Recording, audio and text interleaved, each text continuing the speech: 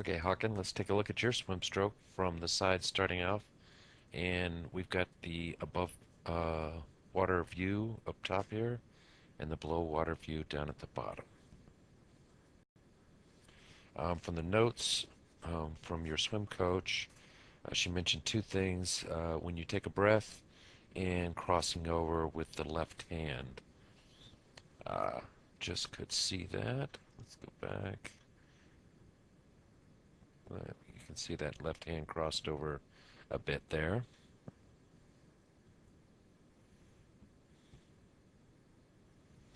The thing I notice, well, two things, and they're actually related.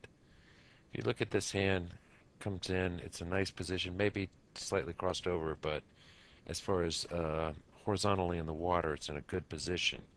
We'd like to hold that for a little bit while this other arm recovers, and then eventually we're going to catch, so the upper arm stays the same, the forearm lowers slightly with the wrist bending down, a good catch position.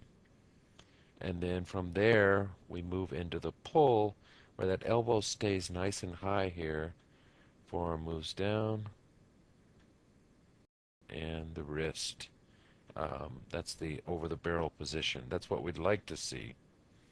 However, um, your body is teetering on the edge of being out of balance, and so this hand is going to move straight down. As we see there,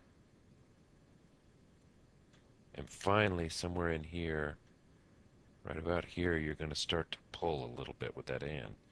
But this hand's not even close to being into the water yet. We want to hold that hand.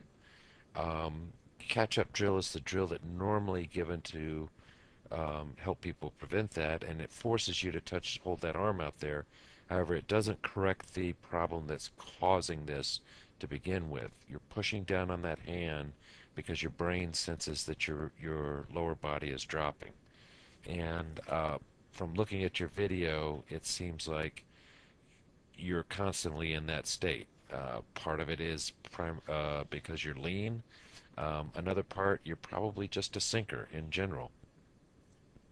So you're going to have to work extra hard in creating balance in your body. Once again, we saw that there. This arm just pushed straight down. We'll see the right arm down, down, down. Now you're pulling. So you're losing a lot of the forward momentum from pushing down.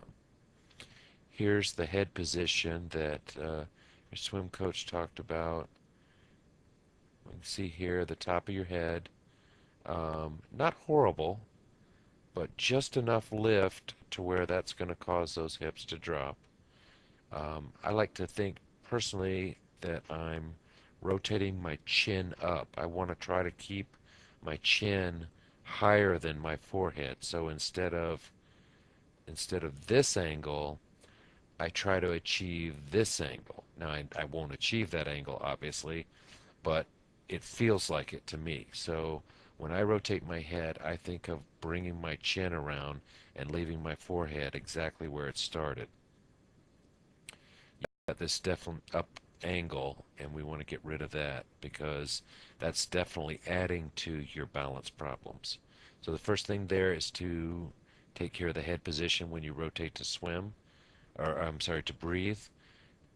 That will go a long way in taking care of this arm pushing down. Only pushes down because you're out of balance. And that whole uh, push down from there to there did pretty much nothing to make you go forward. Um, the whole purpose of that was to keep your legs and hips up on top of the water. We want as much of that movement as possible going towards propelling you forward. You're getting nice rotation here, even on a non-breath side. Very good rotation. Nice pull with that right arm. It's the left that you're not getting a lot. Now you're starting to pull there.